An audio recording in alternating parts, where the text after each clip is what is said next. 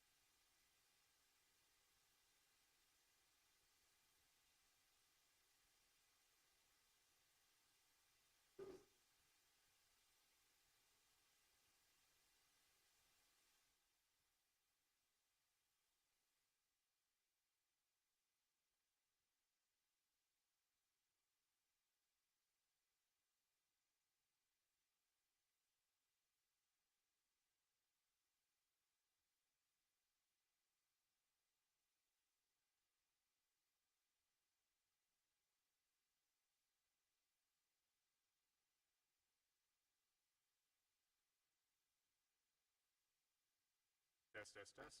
Test, test, test.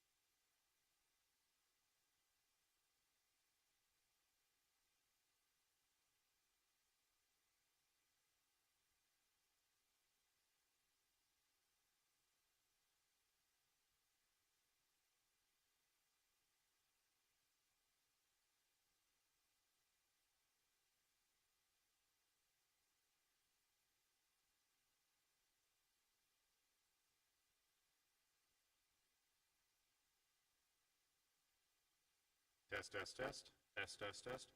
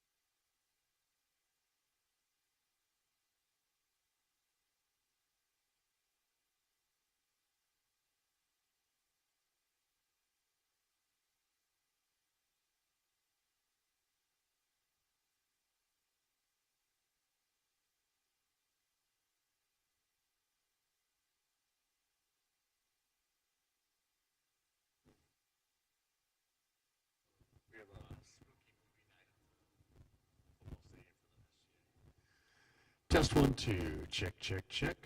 Testing 1, 2. Wireless microphone test. Check 1, 2. And rainy. Check 1, 2.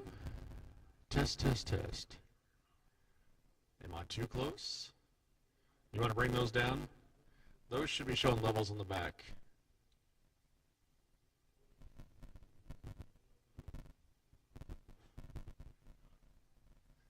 Check 1, 2. Willies. I need some willies in my life tonight.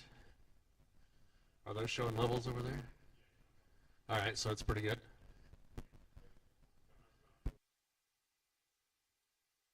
This one, test 1, 2, test. So is it the different level than the first one?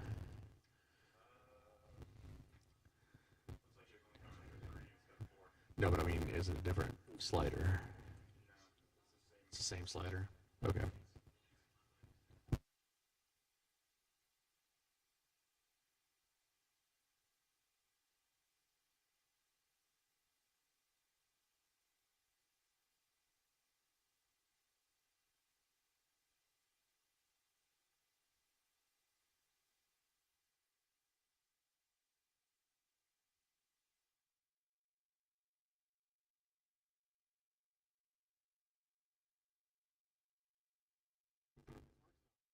Test 1, 2. Dylan, you have me? All right, we're good there. Gonna try these wireless mics as well. Test 1, 2, check, check, check. Sounds all right.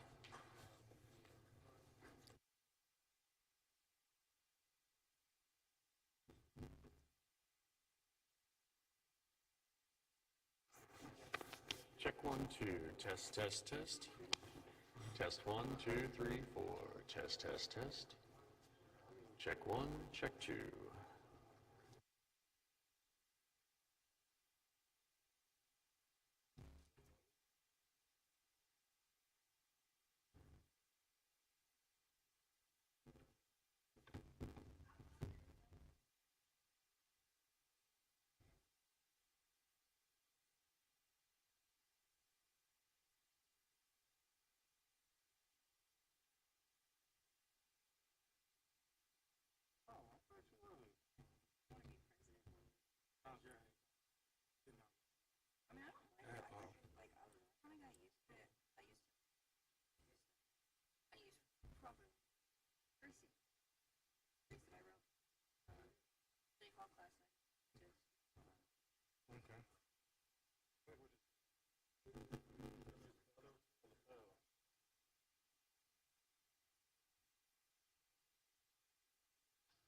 Test, test.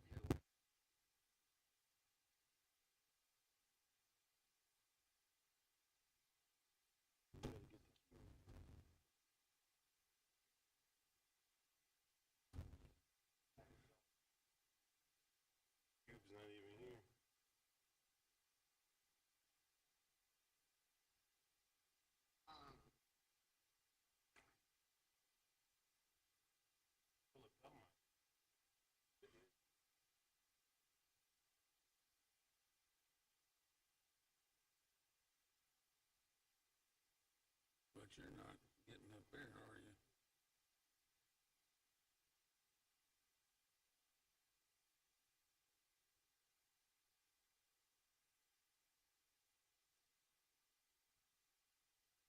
Nope. Is that what you have on your, that's not what you have on your laptop. It is. There you go. Okay.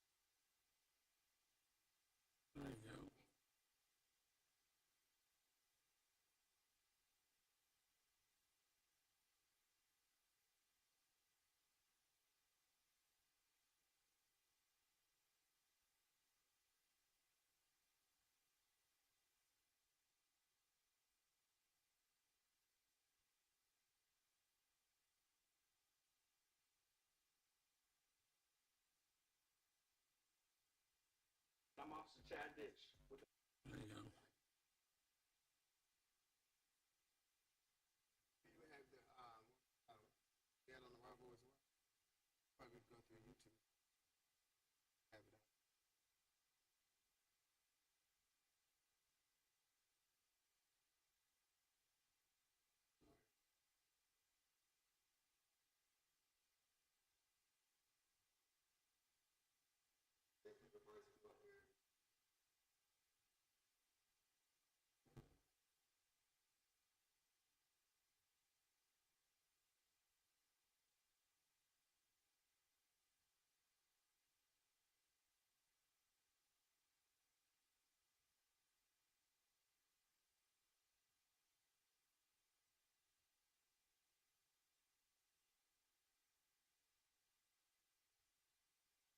We good? Hey, you're welcome.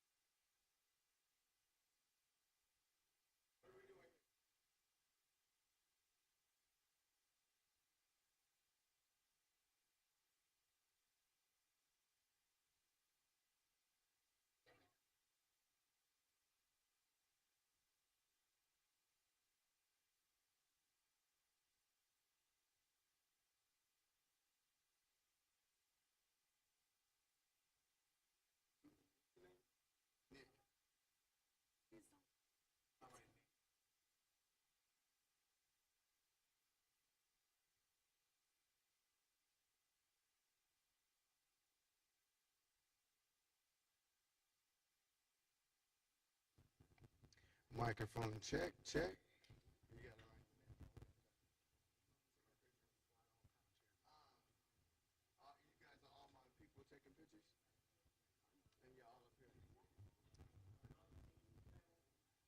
It's gonna be today. All right, so we're just gonna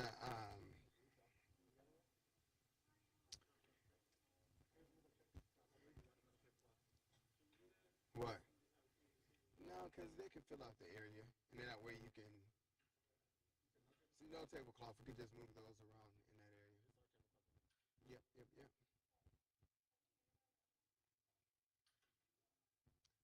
All right, we do apologize. There was some mishap on directions. I think we may have sent them to the don't you guys have a campus on base or something? At McCown, I don't know. They probably sent them there trying to get in. I don't know. Right,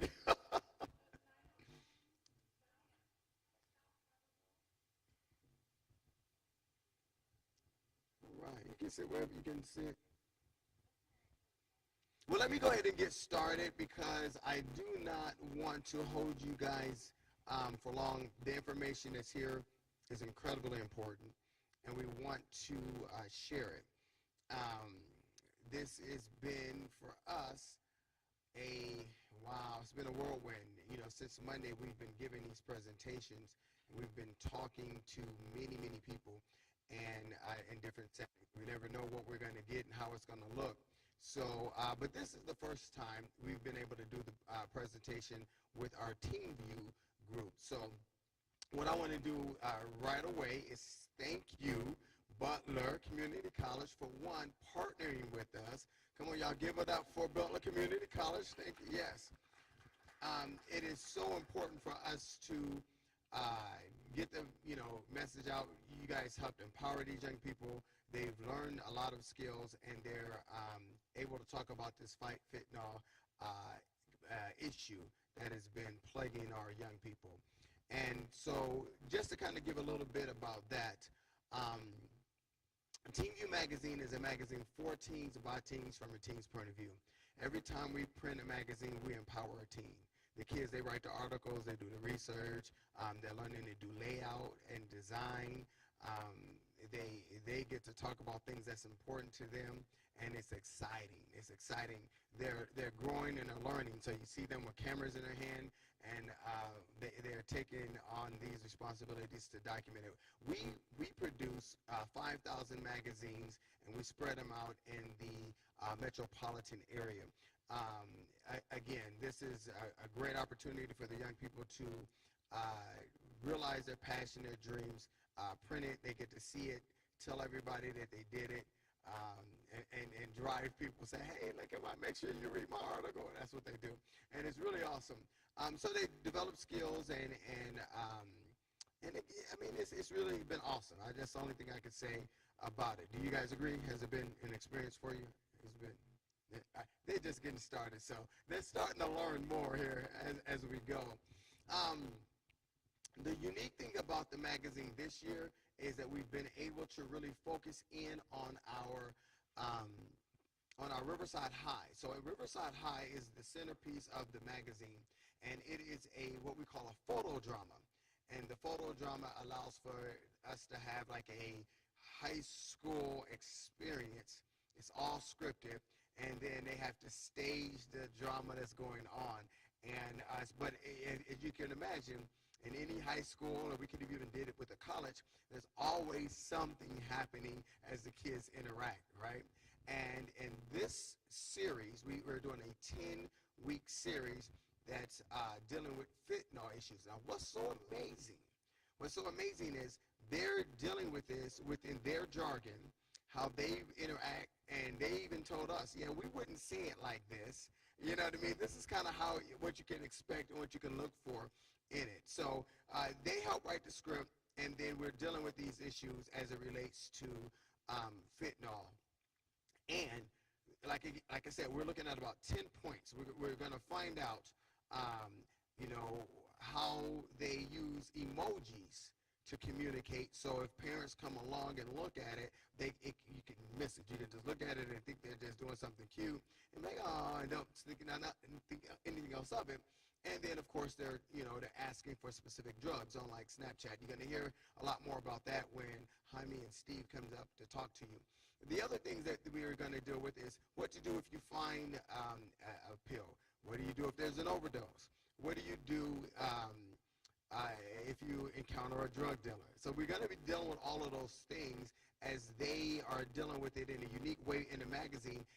And, of course, like I said, we have an edutainment concept, and our edutainment idea is for the kids to be entertained but be educated at the same time. So we think through this process and using the magazine, more kids are looking at it, they'll see the comic strip thing and just begin to read it, and then they'll encounter it. So we wanted to, before we get started, we wanted to at least start off by showing you one of our videos that we've done. We've partnered with the Sheriff Department, there's a few other organizations, Police Department, Wichita, that's what I was looking for, Wichita Crime Commission, and a few others. And so it's been amazing. It's an amazing experience. So what we want to do, we want to start by showing you the video. I think we're going to do the first one. Is that the first one? You got geared up, Ricky? All right, so we're going to show you our first episode in their own words and how how they flow with it, and then we will talk to the teens. And here's just a few. You'll see a lot of them out here, but here's just a few. The teens is going to talk about their experience and their experience with fentanyl. All right, you ready? Hi, I'm Deputy Folks with the Central County Sheriff's Office. And I'm Officer Chad Ditch with the Wichita Police Department. We are coming together with Team View Magazine to create an awareness campaign about fentanyl, which is the deadliest drug threat that our nation has ever encountered. Fentanyl is everywhere from big cities to small towns. No community is safe from this poison. We must take every opportunity to spread the word in order to try and prevent fentanyl-related overdose deaths and poisoning from claiming the lives of the youth in our community. Let us introduce you to Sabrina. She is your average everyday teen who just moved to Riverside High. Sabrina moved to Riverside to escape a haunting reality that several teens are facing today. But as we all know, our past always catches up with us. Follow along with us as Sabrina starts her new journey at Riverside High. Welcome to Riverside High.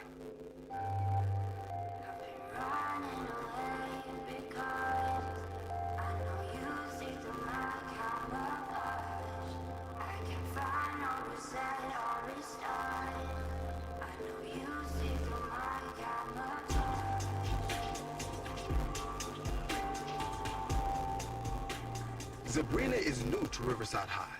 She's about to walk through the door for the first time. New school, new me, everything will be perfect. Good morning, I'm new to the school. May I please have my schedule? Good morning, sweetie. What's your name? Yes, my name is Sabrina. Here's your schedule. I'll find someone to take you around. Hey, Aaliyah. This is Sabrina, and she's new to the school, and you have 2 classes together. Can you please introduce her to Riverside High? So, what brings you to Riverside High? Just needed a new start. Ooh, spill. It's a really long story. Girl, I'm going to show you the real Riverside High. Hang with me and you'll know everything and everybody at this school. This is Seahawk and where all the weird people will be at. These are the quiet kids and they're just there. Oh, and that's Jada. She thinks she's all that. That's Tatiana and her friends. They loud and ghetto. Looks like you have the same class. Great, thank you for the tour. No problem. Anytime, girl. Hey, you're Sabrina, right? Yeah. I'm Nick. Hopefully we have some classes together. Nice to meet you. Come on. Don't want to be late to class on your first day. I ain't stalking you, but it looks like we have the same class. This is Mr. B's class. He pretty chill. Good morning, class. Looks like we have a new student. My name is Mr. Brown, but you can call me Mr. B. Welcome to art. While Mr. B is introducing himself to Sabrina, the classroom phone rings. So, what's so special about this class? I never said the class was. Good morning, Mr. B. Would you please send Sabrina to the office? The counselor would like to speak with her. Sabrina, they want you in the office. What was that about? Not sure. How did you get in trouble on the first day of school? Hey, good morning, Sabrina. I just want you to know that I heard about what happened at your old school, and I'm here if you ever need to talk.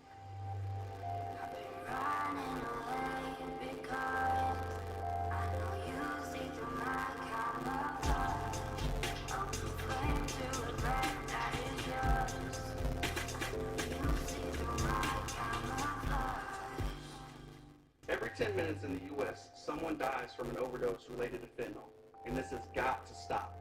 We need your help.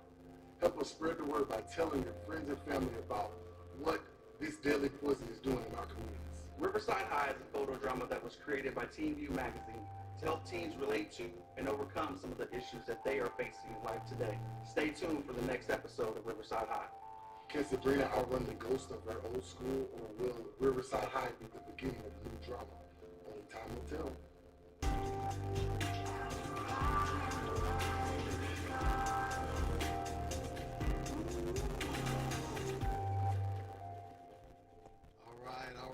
All right. So that right there was the very first episode, and it begins a whole bunch of issues that's going to happen throughout the magazine. Like I said, there's about 10 episodes that we're going to be dealing with a lot of the different points.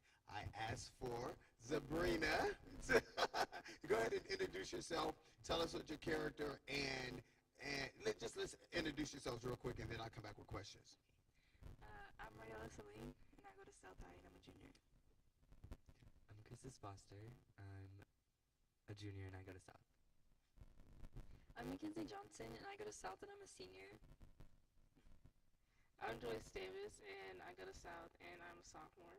All right. So evidently, I should have did better. I brought only my South people up here. I didn't mean to do that. So, but thank you guys so much. They were all telling me that they did not want to sit up front to talk to you. But real quick, what I would like to do is kind of give me some of your thoughts about, and I'm speaking with you now, your thoughts about this project and your experience with it.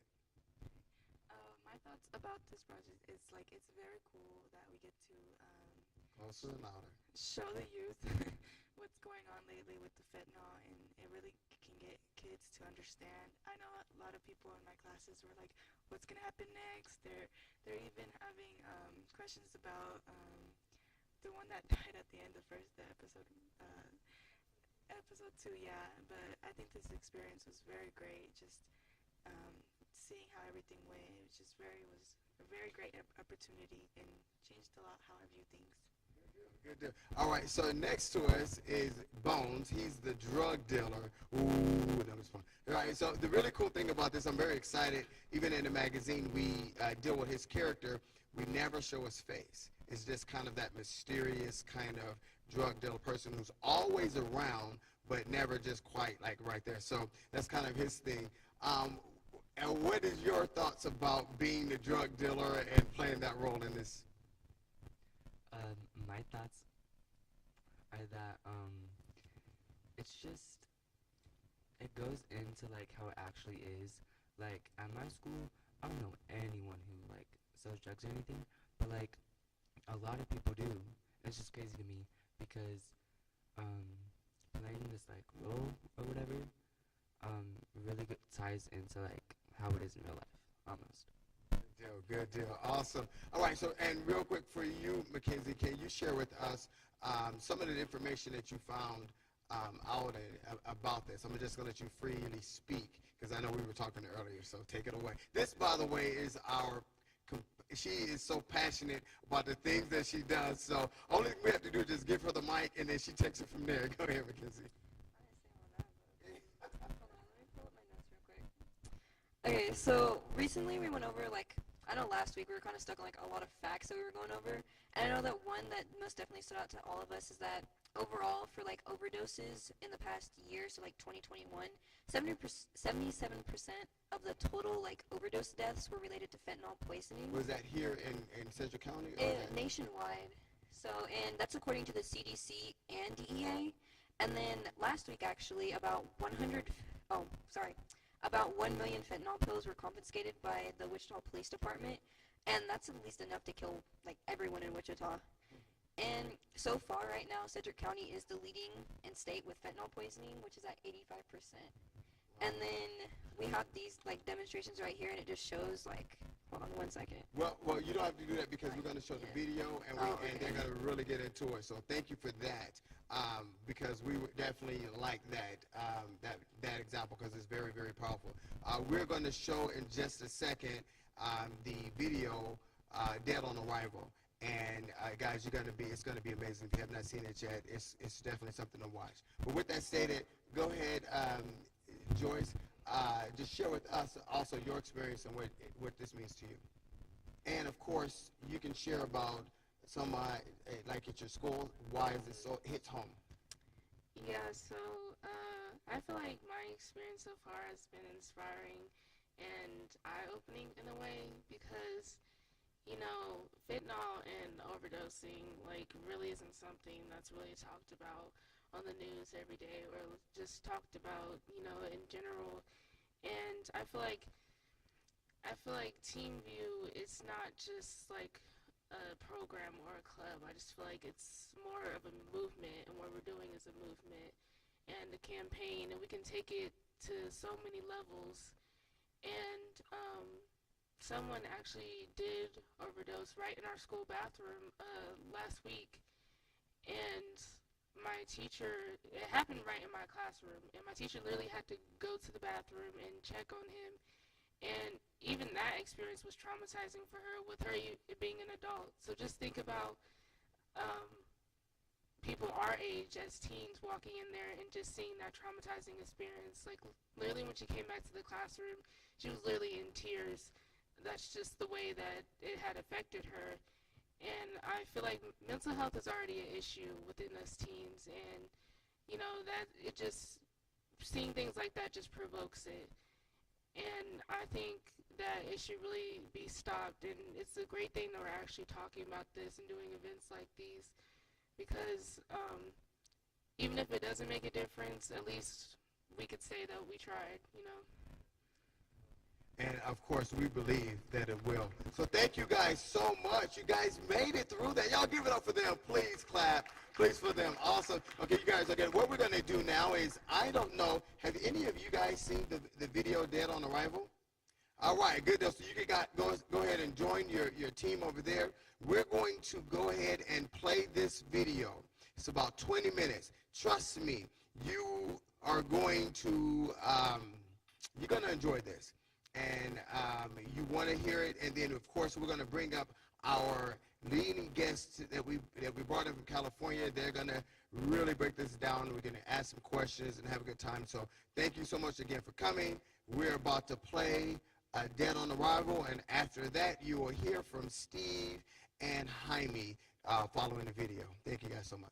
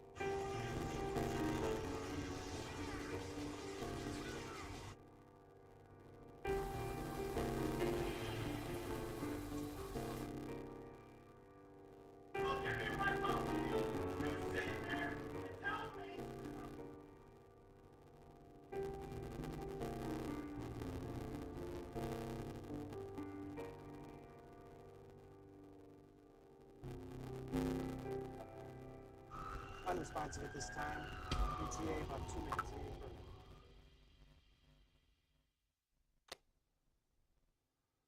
My name is Dominic Tierno. Since I graduated high school in 2014, I've had the great honor of directing a number of documentary films about drugs and drug addiction. Our mission is to revolutionize drug education by telling real-life stories that motivate young people to make one of the most important decisions of their life, and that's the decision to not use drugs. 2020 was the worst year for drug overdose deaths that we have ever seen.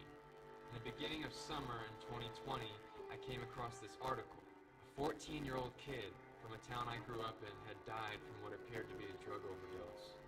He was a smart, funny guy who, like many kids, was struggling with some anxiety issues and decided that he would turn to drugs to see if he could help himself with that. What happened was he went and bought this pill, this Oxycontin pill, from a guy he had known because he thought that pill might ease the pain of what he was going through mentally. Well, he didn't know it, but that Oxycontin pill wasn't a real Oxycontin pill. It was a fake pill. It looked just like the pill that he wanted to try, but instead of Oxycontin, it was made with fentanyl, a synthetic opioid known to be 50 to 100 times the strength of morphine. That one pill he took that night killed him almost instantly, and his mom found him dead in his bedroom the next morning. Before I can even finish that article, I'm scrolling through and I see another linked article. Not far away, around the same time, another 14-year-old dead from fentanyl.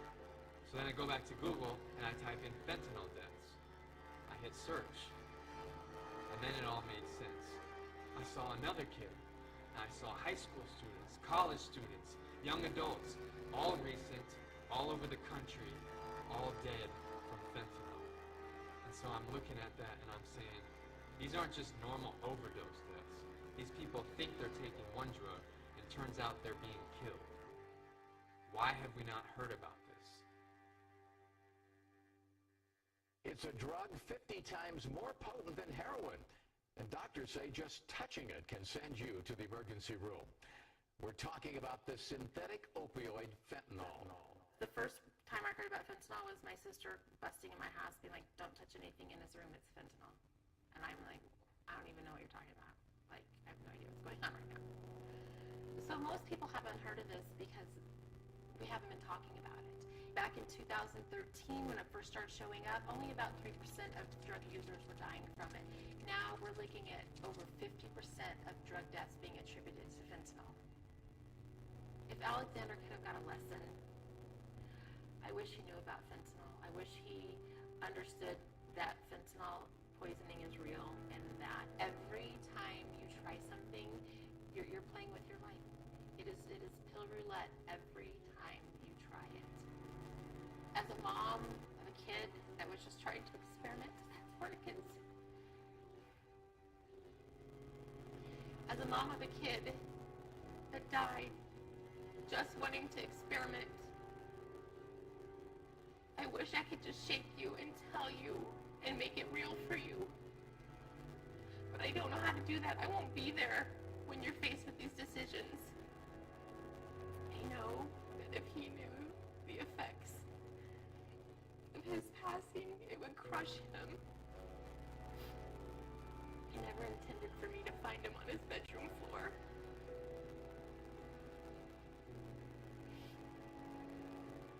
He never intended for his dad to administer CPR, trying to save his life while we were waiting for the paramedics.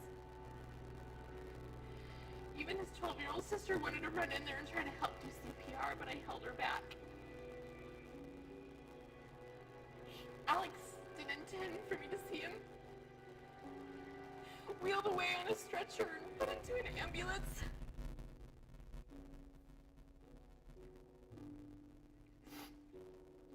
Alex had no intentions of me seeing him lying on a stainless steel table covered with a sheet with only his head showing.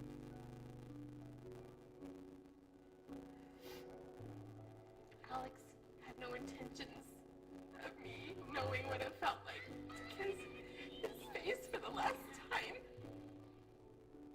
The images that I'm left with of that day replay in my mind on a regular basis. Please do not put your family through this. And please, please, please, I beg of you, learn about fentanyl now. Don't wait until your best friend has died, or a brother or your sister. Learn about it now So you can help your friends, you can tell them, you can warn them. You can be a very important part of saving lives. This would be how much cocaine somebody would have to ingest to kill them. This is the approximate number of prescription pills one would have to ingest to kill them.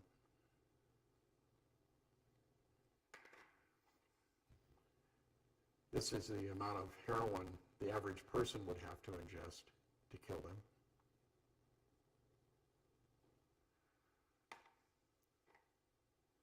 Fentanyl. You're going to have to bring that camera up here real close to see it. This much fentanyl would kill you and I if we split it. They put fentanyl in cocaine.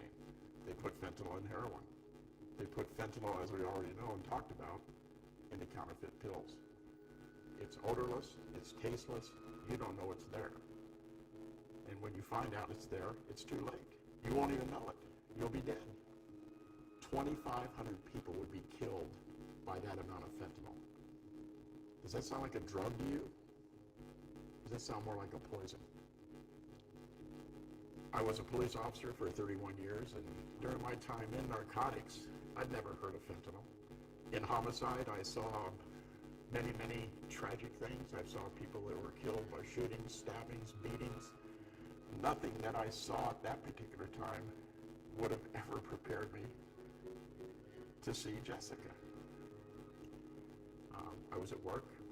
I got a telephone call from my wife, Cherie. She was frantic, uncontrollable, screaming into the phone about Jessica. And I knew something had happened. Jessica lived with her boyfriend, Nicholas. And a stupid decision in which they ordered and had some cocaine delivered to them, to their house, resulted in them ingesting it. And my daughter, at that particular time, became forever 29 years of age. Jessica didn't want to die. She has a beautiful daughter, Alara, who is now with Cherie and I, and we are raising. And she had everything to live for. Jessica knew about fentanyl, from talking about this issue after she died with her friends. I discovered that Jessica had a friend that had even died a couple of weeks prior to her death. And Jessica had spoken to her friends about being afraid. Well, if you knew about it, why would you even risk it, sweetheart? You knew it. Why did you make that bad decision? Who knows?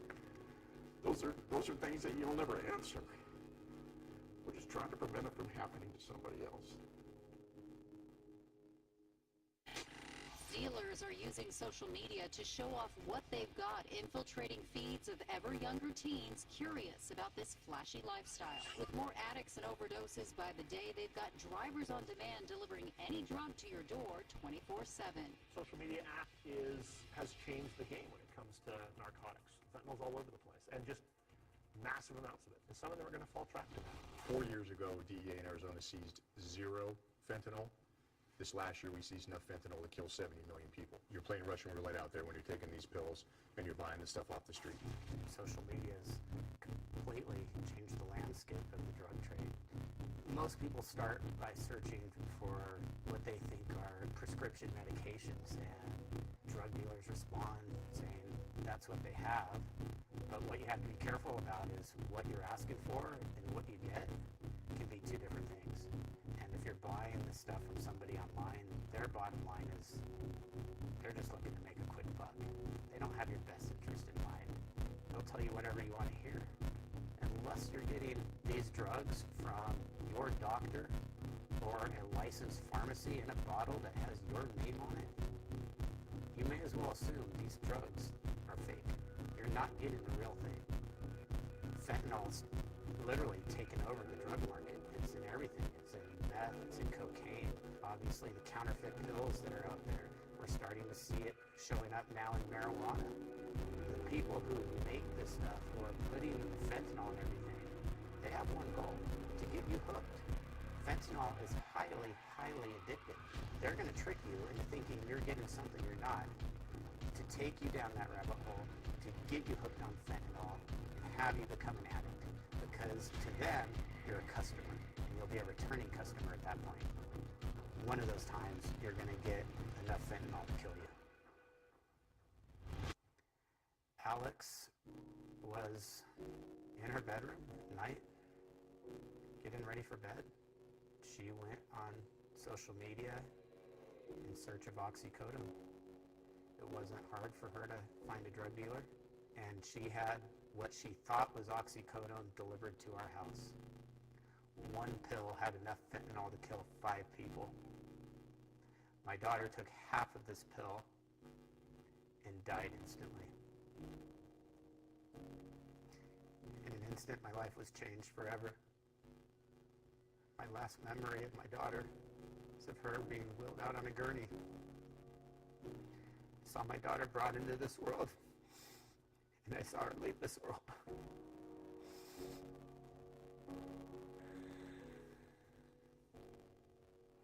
I have 4 daughters and a beautiful wife.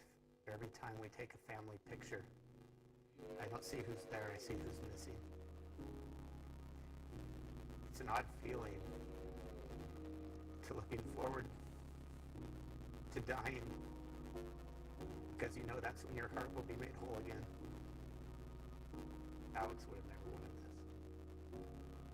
Don't do it to your parents.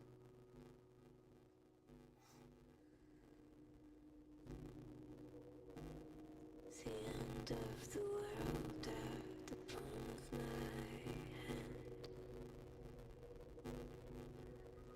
If you can't come with me, I'll understand.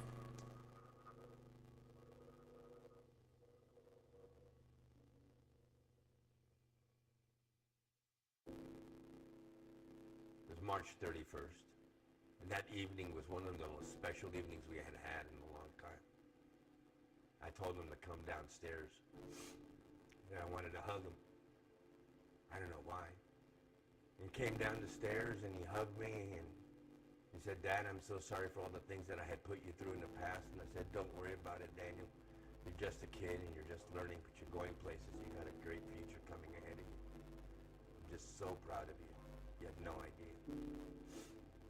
All right, Dad, good night. Love you. Good night, son. I love you too. See you tomorrow morning. Next day, about 8 o'clock in the morning, when I walked into his room, he was in a lying position facing up against a headboard with his hands over his chest. And I saw his eyes. He had a little blue on top of his lips. I screamed at the very top of my lungs. "Daniel! Daniel! Daniel!"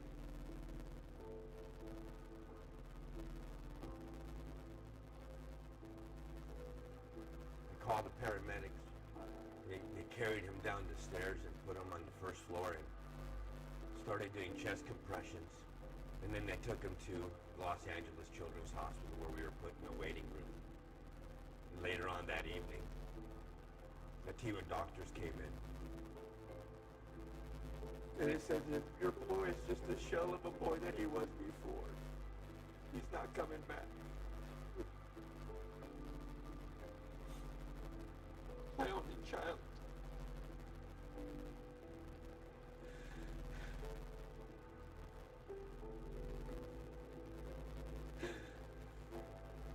I couldn't protect him.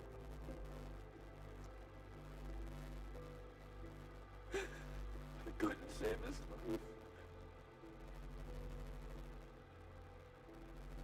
I couldn't save my son, Daniel.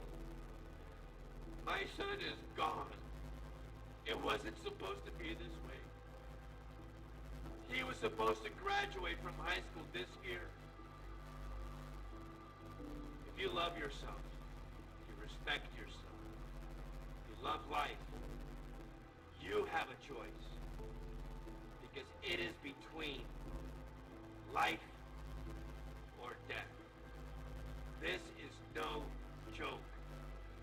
You can and will die. How do I know this?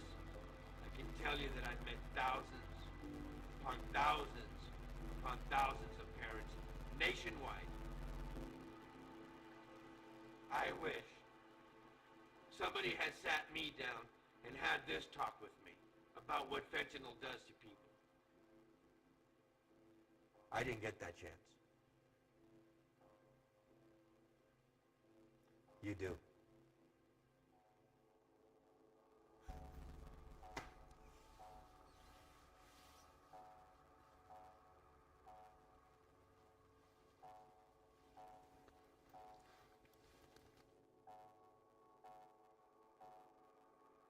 You know, there's always been one main problem with the films that we make, and it's the reason why we try to keep them as real and as relatable as possible.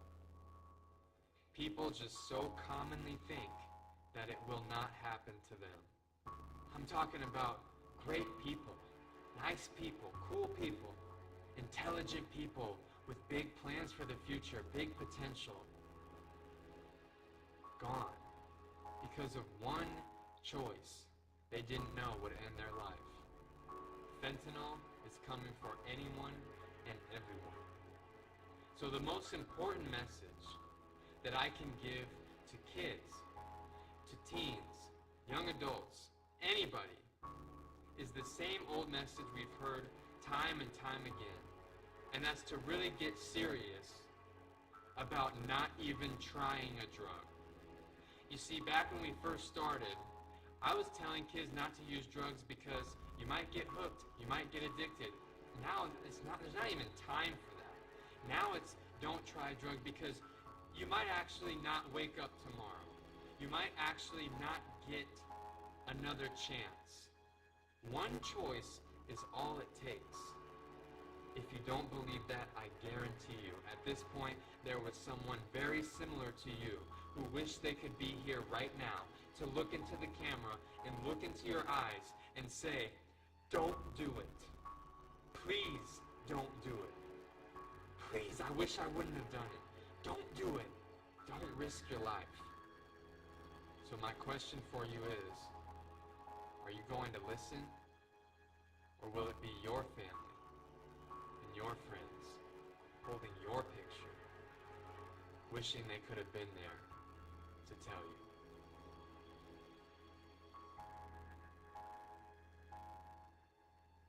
This is my son, Alexander. He died at 14 years old from fentanyl poisoning. This is our daughter, Jessica. She was 29 years old when she was killed by fentanyl. This is my daughter, Alex. She was murdered at 20 years old by a drug dealer who sold her a counterfeit pill made of fentanyl. This is my son, Daniel Joseph Puerta Johnson, killed at the age of 16 by illicit fentanyl. This is my son.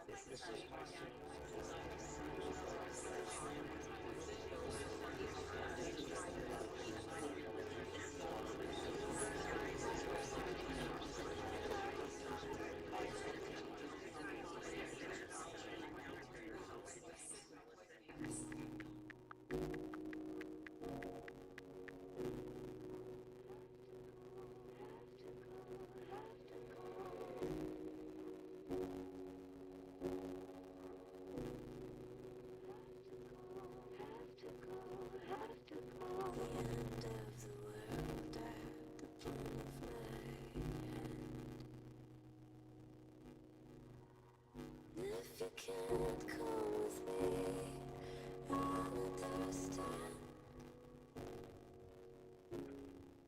I'll understand.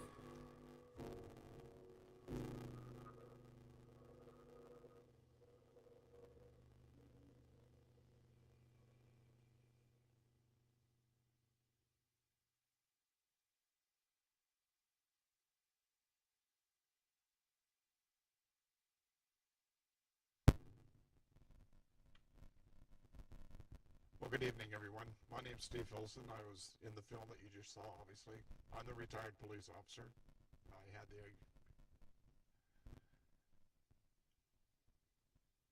unfortunate experience back in January of 2020, obviously, to get that phone call from my wife, who found Jessica and her boyfriend dead in their residence in the city of Redlands. Fentanyl changes everything. I want you to understand that. This is a new narrative. Fentanyl changes everything. I'm not happy that Jessica and Nicholas decided to order up some cocaine that night and celebrate his party in that manner, his birthday that was going to be the next day in that manner.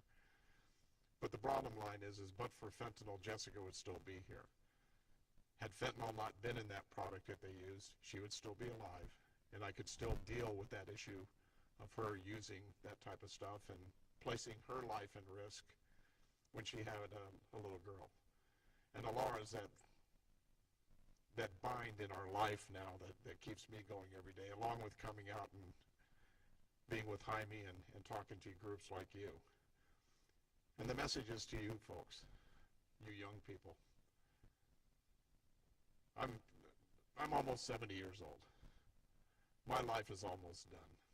I want to live another 20, I hope, so I can deal with that little monster we're raising.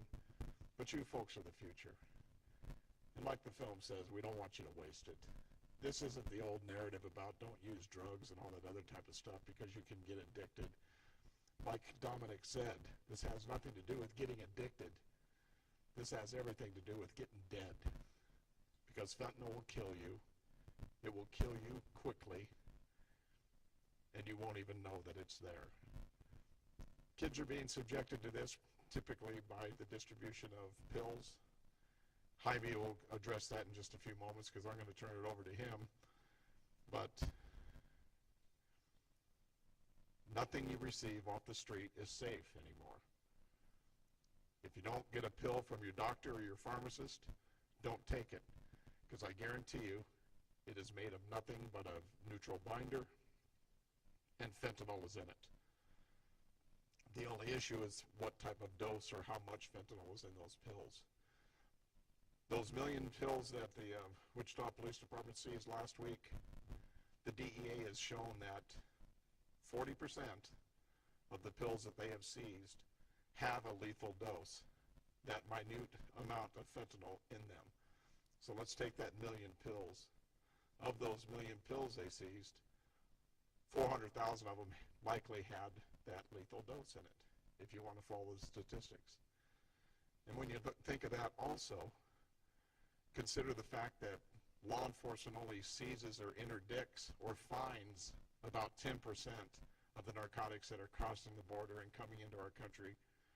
Only 10%.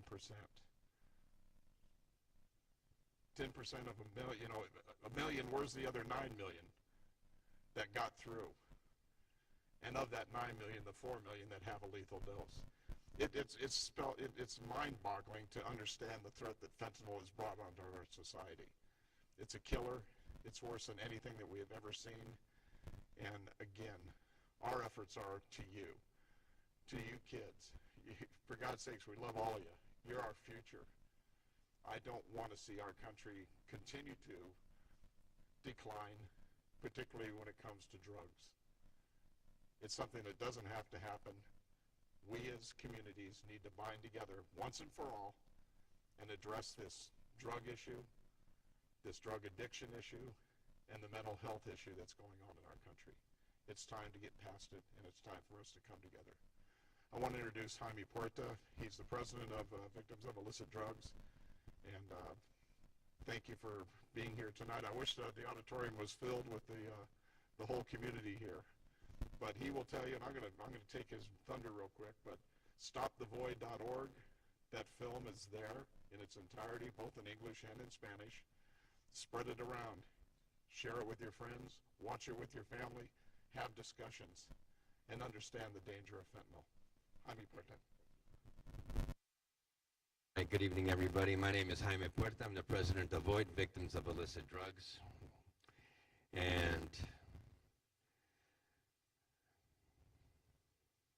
But more importantly, I'm Daniel fentanyl's father. As my good friend Steve said, fentanyl changes everything. And why we say fentanyl changes everything is because there's never been in the history of the United States a poison as destructive as this. More so than the opium trade in the turn of the 19th century, more so than the heroin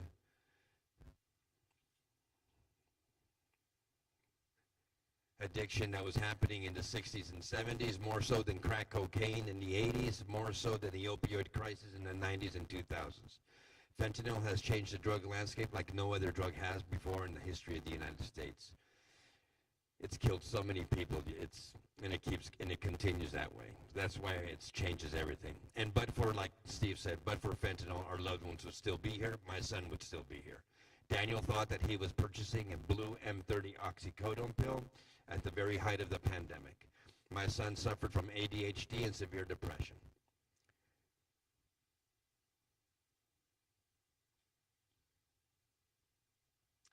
He was suffering a mental crisis. He reached out to a drug dealer on Snapchat. He bought a blue M30 pill, and that blue M30 pill was not an oxycodone pill. It was a fake pill, a cloned pill made of fentanyl and binder, and it killed him. He only consumed half of that pill, and I found him practically dead the next day. Most people don't know that fentanyl is a problem because whenever you think about somebody passing away to a drug like fentanyl, due to the stigma of addiction and overdose, the first thing that comes to mind is, well, there's nobody in my family who consumes drugs.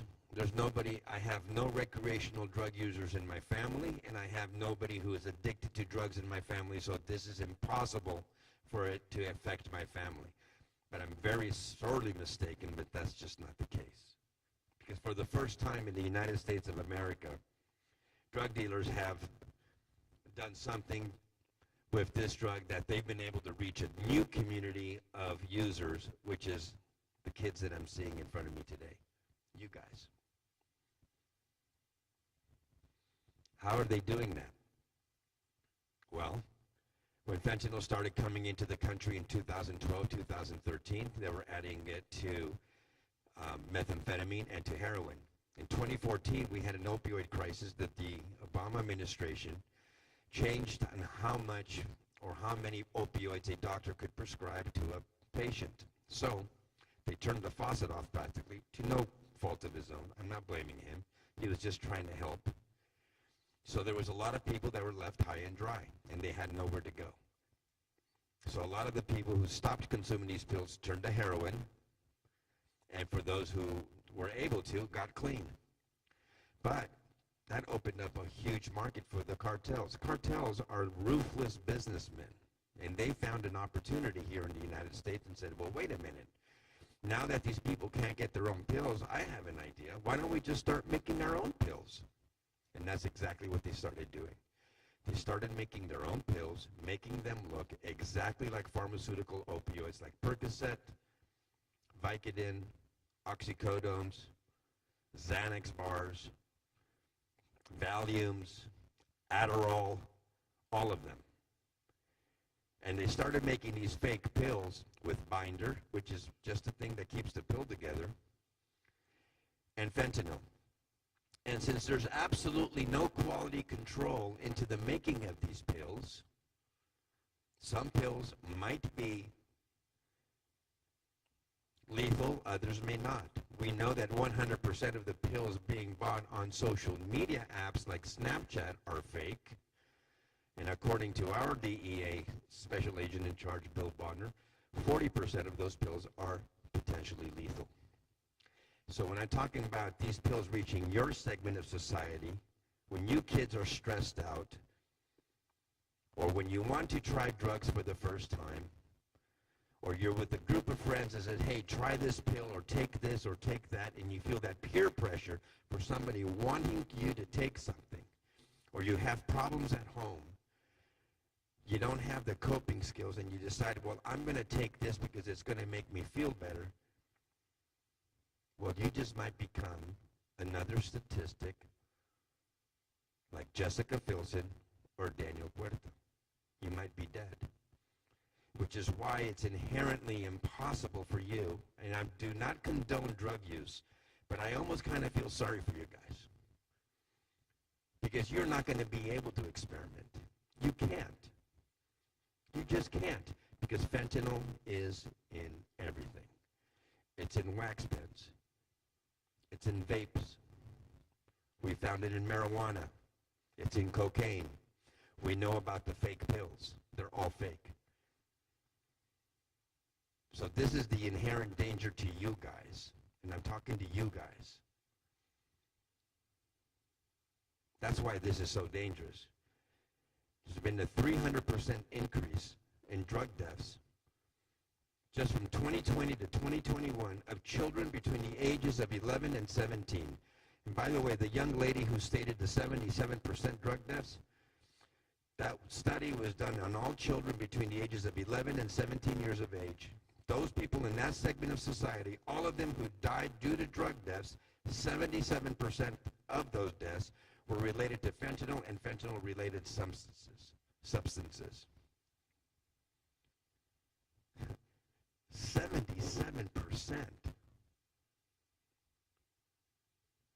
That number just freaks me out.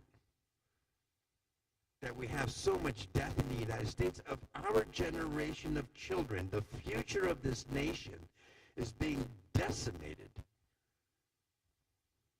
killed by a poison like fentanyl. You are being deceived to death. Because, see, they don't care about you. These cartels do not care about you. These drug dealers don't care about you. You to them are just a number, a profit. If you don't die, it begins to drive the addiction in you immediately.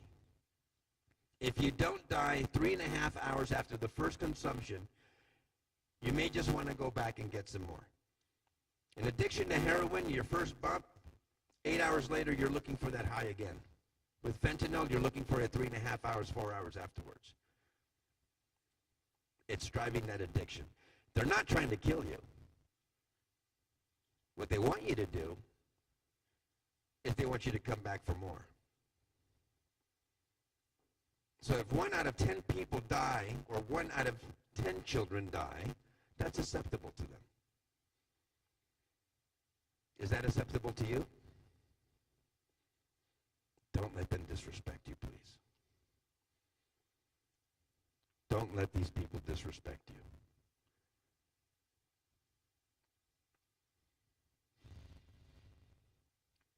You're the future of this nation. Don't ever forget that. Okay? I never tell anybody don't do drugs. I'm just saying don't even experiment with it. Don't touch it. And don't let it be your parents holding your pictures like the documentary says. Thank you.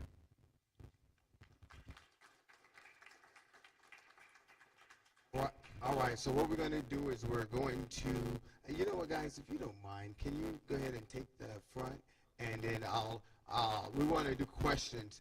I am really saddened that we didn't have more college students here, because one of the things that Jaime and Steve talk about often is and it may be mentioned it today, we've been talking often a lot about the, thank you, he knew where I was going with this, because of the Adderall, and how so many young people use Adderall to focus in and try to get prepared for their studies and things like that. I remember watching an episode on Grownish, and I was shocked that they actually had the young lady take the pill on the show, because that was the thing. Hey, we're partying, we're having a good time, but I have a big test, so she took the pill, and I was like, wow, that was real, and that's exactly what happens. But what we're finding is that she didn't get a prescription for that. Someone gave it to her, and then even on the show, she took it because that's kind of what they did to, feel like, hey, we can do this. But what we're finding out, and this is what they're saying, guys, is that people aren't trying to die. They're thinking they're taking Adderall, but they're not. And even sometimes they get a pill, and we've heard they take half of it, and half of it, because you saw how much was in there, is more than enough to kill them, because these aren't done by professionals. And they'll speak on that a little bit more. But what we want to do is hopefully drive this. I believe Jaime and Steve are going to tell you that this video is available. We want to still push it out there. We still want to get it to your students because they need to know. And that's the issue. That's what we're doing here. We came our goal is to fight this. We're not sitting idly by, not saying anything or doing anything. Our goal is to make young people aware, and I really wish that we have more college students to be able to hear it, see it, and take it back to their dorms and say, hey, I don't want anything if it didn't come from the doctor. All right? But so with that stated, did you have something before I start asking questions? Let's get some questions. Does anyone have any questions for these gentlemen, anything at all? Anybody? Anybody? Anyone? Okay, real quick. One thing that drives this problem in the world is stigmas. The stigma of addiction, that a person's just a drug addict. If they don't want to die, they shouldn't use drugs. Back to the famous statement, fentanyl changes everything. Everybody that 99% of the people that do use drugs would still be here, but for fentanyl. All right? The other stigma, mental health. Let's not talk about people that have mental health problems because we all have certain problems emotionally. It's just how we deal with it. A lot of people don't know how to deal with it, and they don't know where to seek help. Instead, they're going, like Jaime had said, online. They're looking for things. They're trying to self-medicate to resolve their emotional problems instead of doing the right thing.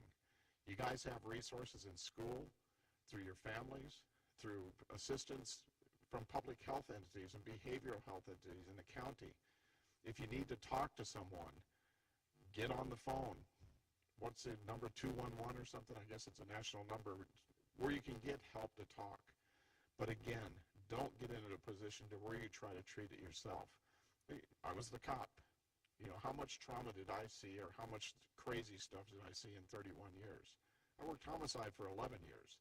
Did I have stress issues that I dealt with? You got darn right I did. But how did I deal with them? I went and talked to a therapist. I don't have any, I don't care, I'm not crazy. All right? But but I certainly don't know how to deal with a lot of emotional issues. And I'm not ashamed to admit that because there's no shame necessary, for God's sakes. You need help, go talk to the professional. If you have pain, go talk to the damn doctor. Don't get it from anyone but a physician, pharmacy, and get your help from the schools, from your counselors, from everybody else. Stay alive, kids. Hello. Okay. And one more thing, and before I forget, and it's very important for you kids especially. There is something in the United States that's called the Good Samaritan Law.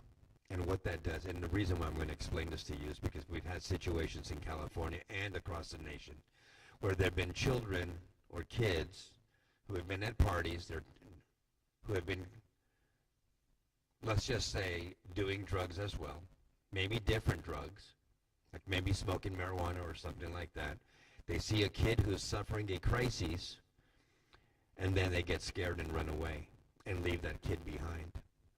And we know of cases where children have died because their friends have left them behind. I know of a case specifically in Gilroy, California, a young 13-year-old girl whose 16-year-old boyfriend gave her the pill that took her life. And as she went into the crisis, he got scared and dumped her in a ditch in an olive grove in Gilroy, California, and let her die there. Now he's in jail for manslaughter. The reason why I'm giving you this example, this real example, is that doesn't have to happen. Even if you are partaking in an illegal activity, if you call 911 to try to save the life of another, nobody can touch you. You cannot be prosecuted, and you cannot be held civilly. What's that word? Civil liability. There's no civil liability whatsoever. In other words, nobody can touch you. So if you see a friend Your brother, your sister, a cousin, you're at a party. You see somebody in a crisis. Do not run away. Do everything you can to save that person's life. Everything you can, and you will not get in trouble, even if you're doing something illegal. As long as you call 911 and you try to help out that kid, you'll be fine. So please don't ever forget that. Don't leave your friends behind to die because you got scared. God bless you. These are in cases of drug overdoses and things like that. You know, you're immune from any criminal liability and civil liability if you call. The cops aren't going to arrest you for that. You know, they're going to question you, but you're not going to be held criminally liable because of that Good Samaritan law. And plus, it's good human decency. You find somebody down and they're not responsible, and you know, even if you know what the heck's going on, call 911 and help them. If you want to know what fentanyl does, how it reacts, just simply go to YouTube, and there's a lot of videos out there that'll show fentanyl overdoses and reactions to fentanyl. And essentially, once that stuff kicks in, the person will drop. They just drop. Boom. How does a person die from fentanyl? What kills you? Can anybody tell me?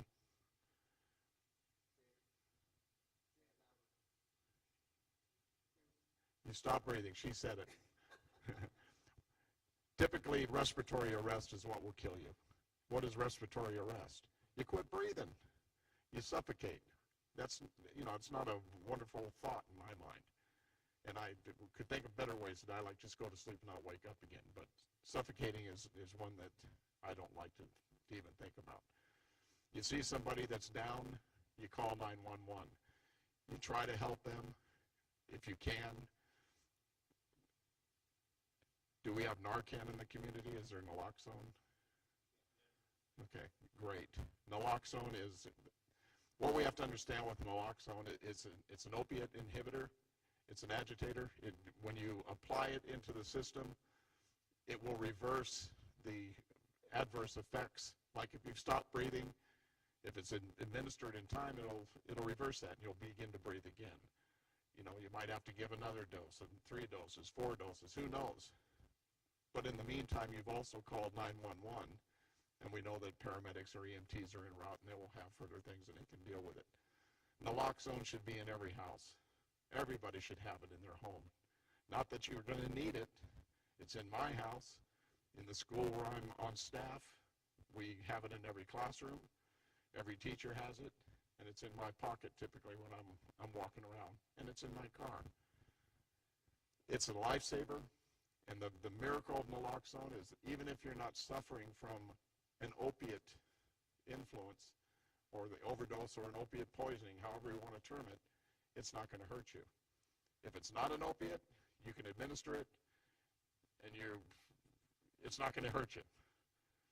All it can do is save you if it is an opiate, and it'll reverse that adverse effect that's resulting in your potential death. Does that make any sense? Okay. Can I ask? Okay. So one of the questions that come up a lot right now, especially with the whole Halloween season, you've heard a lot about the rainbow. Yes, thank you. The fentanyl. So a lot of people are concerned about how it's getting in because remember, fentanyl is not, it's odorless and it's tasteless. So can you guys speak to that? Sure. Has anybody seen pictures of this rainbow fentanyl or what they're talking about, the pills? Look real close at those pills, and typically you'll see on them an M and a 30. One side has an M and the other side has a 30. And what the belief is, what typically the cartels and the distributors are using the various colors, not to try to, typically lure people into taking it, but to try to conceal its presence from the police. They're used to blue M30s. They're used to the solid color type of stuff. So they started making this stuff and packaging it and other things, essentially just to conceal what it is, and if they saw it, they wouldn't think it was fentanyl. Are they putting it in Skittles containers, and then trying to sell Skittles packages to people that are full of fentanyl? We don't believe so. Of course not. It's a distribution method to avoid detection by the police. But that doesn't mean that you don't have to be careful, because those damn things do look like, to me, they look like sweet tarts. You know, that it looks like a sweet tart. And an unsuspecting child, you know, that doesn't know about any of this type of stuff could unwittingly take the darn thing and end up dying. One did in Palm Springs. Yeah, exactly. We have an associate or a colleague that It was exactly what happened. a 12-year-old girl in Palm Springs, California, took what she thought was a sweetheart and died. Like Steve said, the DEA is pushing out a lot of information. We feel that they found fentanyl in the Whopper boxes, in Skittles, and what's it? Nerds. And they've also found it in a box called Sweet Tarts, basically. But we don't feel like they're trying to sell it to you from there. We just feel like they're trying to bring it into the country that way. But nevertheless, I think it's very important that when you guys go out for Halloween and things like that, first of all, don't consume any baked goods. You just don't know what the heck is in there, first and foremost. But I would also check the packaging and make sure there's no pinholes in it, nothing has been tampered with, and you just make sure that everything's on the up and up. A lot of this scare is basically like it was back in my day that somebody was putting razor blades in apples. You remember that? So if anybody gave you an apple, you threw it away because you didn't know if there was a razor blade in there or not. I ate the chocolate with a needle in it. So it's just common sense. You just have to be careful because, you know, it's out there, but you just have to be careful. You exercise the same precautions we've had for years and years and years. And a suggestion I'd heard, I thought it was the most profound and genius suggestion was, you know, when the kid comes home, grab the bag from him, take it to the trash can, pour it into the trash can, then go to your cupboard and get the stuff that you bought from Walmart and fill their bag up again with the stuff we know is good. All right? I'm not willing to take chances anymore. And Laura, she's going to be 6, so she's not trick-or-treating yet, except when we're with her and we go by the church. Again, check everything, make sure it isn't something that can be an item to kill you, just very simply. There's not enough care that you can put into this. We have a police officer here? I used to be a detective, so that badge was a hint, you know. Do you have anything you could add, or would Any you like questions? to add? Or?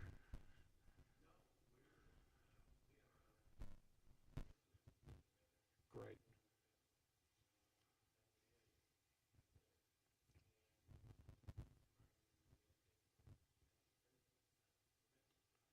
Excellent.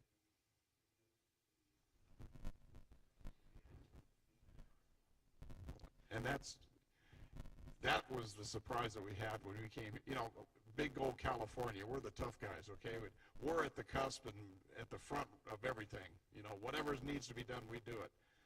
We're so far behind the curve in California when it comes to this, and we found what happened here in Sedgwick County and Wichita and the surrounding areas.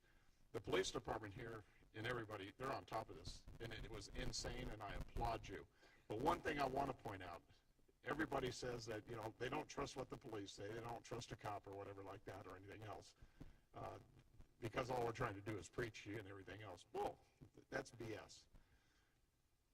Listen to what a police officer tells you, and you'll know immediately it's the same thing that we're telling you as bereaved parents. All right? They're not lying to you about anything. This is not hyperbole. This isn't stuff that's being blown out of proportion. This is all truth. It's all factual. Fentanyl changes everything, and it'll kill you. If you want to, dear sir, if you want that table back there, you guys want to do a campaign, go to our website, please, stopthevoid.org, okay? The documentary that you just saw, there are no copyrights to it, so it can be used in any which way you want. You can distribute it to whoever you want, teachers, educators, just as long as you don't co-brand it, making it look like you produced and directed it, we have no problem. And I have to say that because we already had somebody who tried to do that, and I had to go after them. Anyways, but aside from that, there's a lesson plan on there as well that can be used. So it's already there for you. You don't have to come up with your own lesson plan. We have a lesson plan there. There's a resource tab, in other words, for educators. Click onto the educator resource tab, and it will have everything programmed for you. You could use however you want. You can copy and paste, give it to your students. Whatever you want to do with it, you can do with it. It's already done for you. It takes all the guesswork out. and you can add to it, take away from it, anything you want. But please, and this, by the way, it's free. I mean, we don't charge for this because we feel, Steve and I both feel, that the documentary in and of itself speaks for itself. And it perfectly illustrates exactly what's happening in the United States of America, right? Where you have 4 different families, and we're just a drop in a bucket with the hundreds of thousands who already passed away due to this.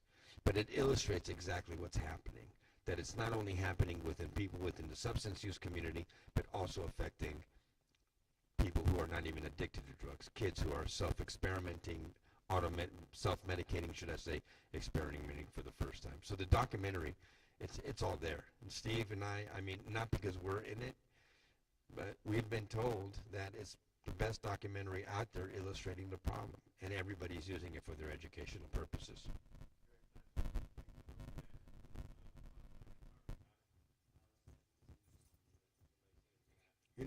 Yeah, okay. Yeah. No, the reason why I wanted, because we do have it on camera, and the camera can't pick you up. So. My boss and I were talking about asking you guys if we could use segments and pieces of it as far as what we're doing here. So with your blessing, we will be looking into it. You do whatever you want with it. All righty. Clip it out. Use whatever clips you want. If you don't want to use something, do it. It's yours. Well, thank you so much. I know you guys are impacted by it, but I will tell these youth, we are impacted, especially the retired police officer up there. When we see these type of cases, we take it personal, especially as it pertains to kids. So it's not only affecting the parents, it's not only affecting the sisters and the brothers. I'm telling you, when I go to those type of cases and it's you guys, it affects me personally. My wife will tell you, when I come home, she knows when I've dealt with a case with a kid. So it does. It impacts us. And the decisions that you may think that they just impact you. It doesn't. You may think that it just impacts your family. It doesn't. It impacts a total stranger who carries a badge who's supposed to be bulletproof and everything else. We're not. Like the gentleman says, you are our future. And when we see you're laying there, when we see that one decision is going to impact a community full of people, it hurts us. So, thank you so much. I really appreciate that. I look at my wife every day, and the pain is always there. And I have pain, obviously, but there's no pain that is more excessive than a mother. And I'll never experience the pain that she does because she doesn't have her daughter. And I look at Alara, who doesn't have her mother.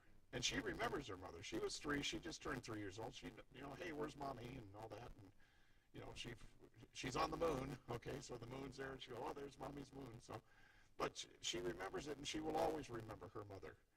And the love that she had for her, and she wanted to be here.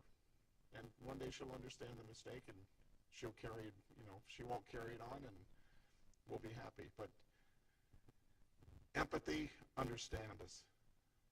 Understand it, and I guarantee you police officers cry. We won't do it in front of you, typically. This idiot here, he's got me a couple of times the last couple of days. I don't show emotion very often, but it's had me in the last few days. But don't think of those cops as just a bunch of knuckle draggers that go out and put people in jail. They got big, big hearts. Regardless of what you think, I guarantee you, awesome. And we do cry. So we have about 5 minutes. Does anyone have any questions that pertaining to this? And it could be anything. I mean, yes, I see that hand. All right. Yay for the question. So when your family members passed, what year did they pass in? Jessica died in January of 2020. January 2020, she passed away. My son passed away on April the 6th of 2020. He was on life support for approximately 5 days. And then his biological mother and I decided to seize all life-saving measures and... Oh, go ahead. Was fentanyl talked about a lot back? No, I had no idea what it was. Yeah. Besides like the TMD stuff, what's like a good way to administrate like this information and stuff in school? Share the documentary with your friends. Go to stopthevoid.org, grab the documentary, send it to all your friends. If you haven't discussed it in your schools yet, if nobody has been talking about it, you bring it. You be the hero. Go to your teacher, go to your counselor, go to your principal. Say, hey, what do you know about fentanyl? I heard something about it last night and it scares the heck out of me. Okay, what? Which one? Oh, you're going to be at, yeah, we'll be at South tomorrow. So, and that's great. I'm glad everybody there is. But for gosh sakes, we met with schools in California, and they were talking about different issues, and a county superintendent of schools is there. He keeps trying to shut me up. I'm on a roll here. I mean, the county superintendent was there, and they wanted to, people wanted to put it in there. I said, well, how do we get in the schools? You're the superintendent. Why don't you mandate it? You tell the schools to do it. And that's what I would urge everybody else to do. After you all had suffered your losses, how did you guys meet, or how did you guys get together to like start this movement? Daniel died in April. Jessica died in January.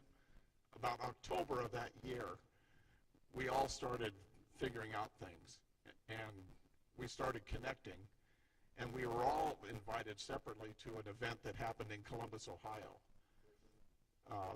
An organization put together 22 bereaved families to come together and talk about it. The drug czar at the particular time from the White House, Jim Carroll, he was present, and we just started talking. We got together after the fact, and we formed an organization, branched off from that, and formed Void, because we felt that the best thing we can do is education and awareness. You know, you can educate, you can prosecute and enforcement, and you can hopefully cure it through treatment. We got to focus on education and awareness. The police officers and everybody else, that's their ballywag. I don't do that anymore. But we really have to start treating this problem too as what it is. It's an illness and it's sickness. So, great question.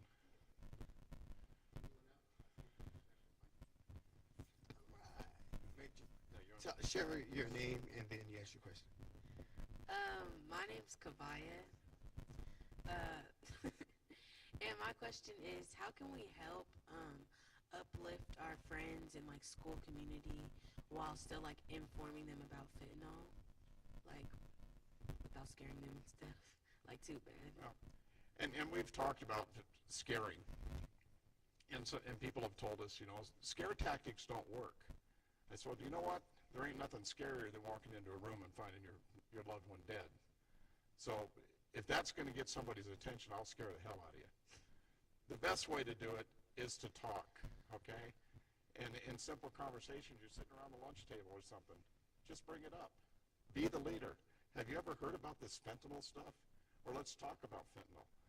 How many people know somebody or have heard of something locally involving fentanyl? There you go. There you go. You can start with that. Hey, remember when Chad died? You know, that was fentanyl. We heard about it last night, and it's not going away. And just pass it on that, hey, we all want to do things. We all want to have fun. We all want to experiment. But you just can't do it anymore because that experiment could lead to your death. And we don't want that. Did I answer your question, or was I rambling? No, you answered. All right, sweetheart. Thank you. He's up here. Again, on this note, we're going to end here in just a second, but on this one, I think it's really important to get what they've been echoing. It's not that people are trying to die or trying to do drugs. Sometimes they're thinking they're getting a Percocet or Adderall, or in one case that we know in Mays, I think the young kid wanted to just do a steroid. He thought he was getting a steroid because he was trying to get buffed up, and it had fentanyl in it. And so people are not going out trying to die. They're just getting bad drugs. They're getting these copy drugs, however you would say it. It is fake. And as I heard them share so many times, 100% of the stuff that you get on the street that is not from a doctor is fake. Don't do it. So with that, sharing these last things, and wait, one question before you share. And a question again. It's for a cop out back there. There you go. Yeah. Out of all the fentanyl cases y'all went through, how many like pounds or stuff did y'all find in each person's home, or when y'all bust down the drug dealers? Technically, here at the college, we have not found anything. As far as the other cases, I don't have those numbers right off the top of my head. But just like in the video, he showed you that little bit is a little bit too much. So it doesn't, the amount, it's not the amount. I will go out on a limb and tell you this. Just don't do drugs. I will not hesitate in saying it. I have a 14-year-old grandson. I have a 35-year-old daughter. And they will tell you, when I say no, I mean no. Nancy Reagan said it best, just say no.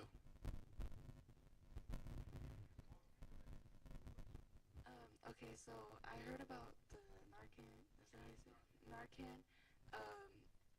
For me to get it and to have it, do I need a parent to buy it for me, or can I just buy it? Like, or where do I buy it? You shouldn't be paying anything for it. It should be distributed. Now go ahead. You know what I was going to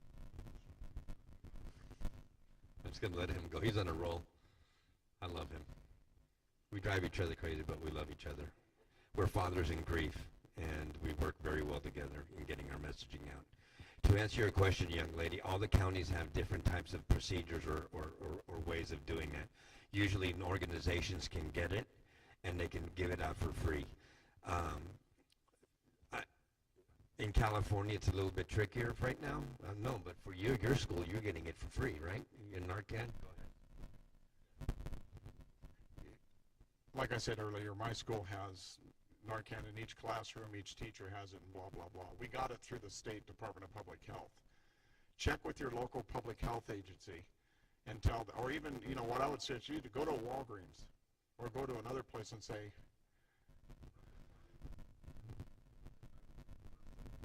the easiest way, go to a pharmacy and tell them, I'd like to have Narcan in our house just because we're afraid of fentanyl. Nobody's using fentanyl, but we want to have something around.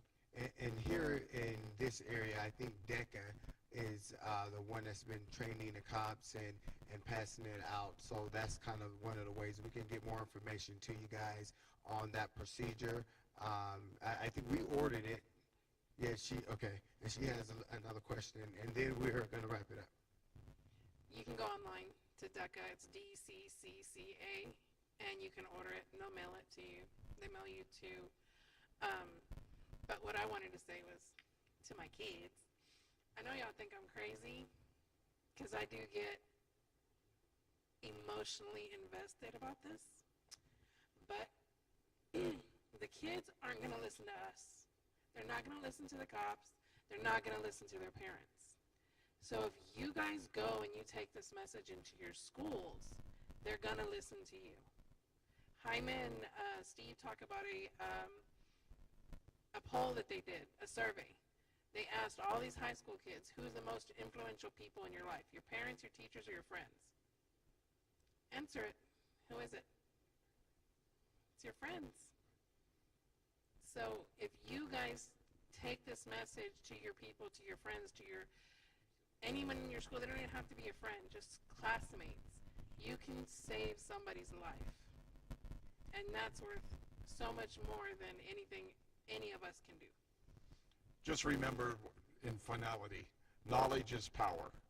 You guys can spread that knowledge, and you have more power than I do amongst your peers, okay? I'm just an old man who has a dead kid. That may be significant to a lot of people, but you can spread that message even more than I can. Thank you very much for y'all showing up. We love Kansas. My God, such hospitality. I've never had so many people say hi to me. I'm looking around waiting for somebody to hit me or something. But wonderful state, wonderful communities. Thank you very much. God bless you, and we love you all.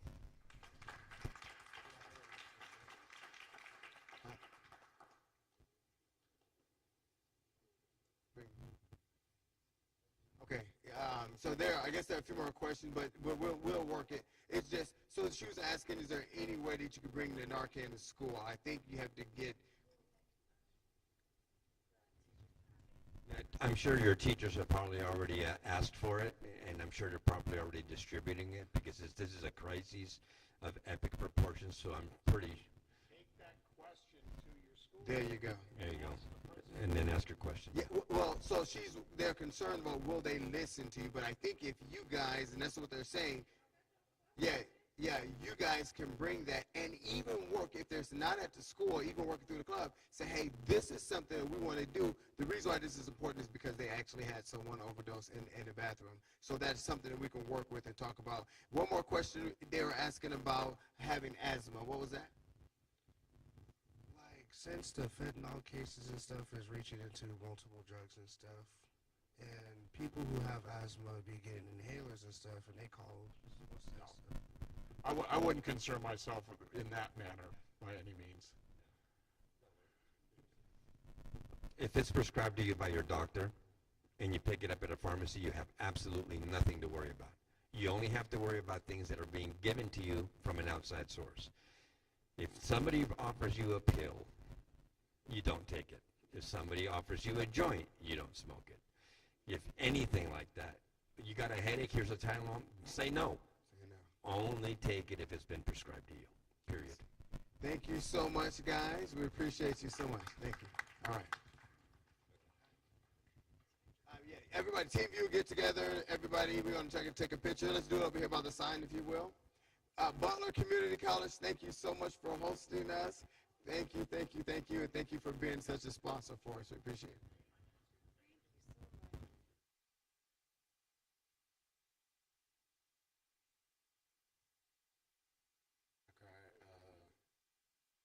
I had to keep stopping it so I wouldn't cry, but I do tear up from time to time. I know. It doesn't get easier. It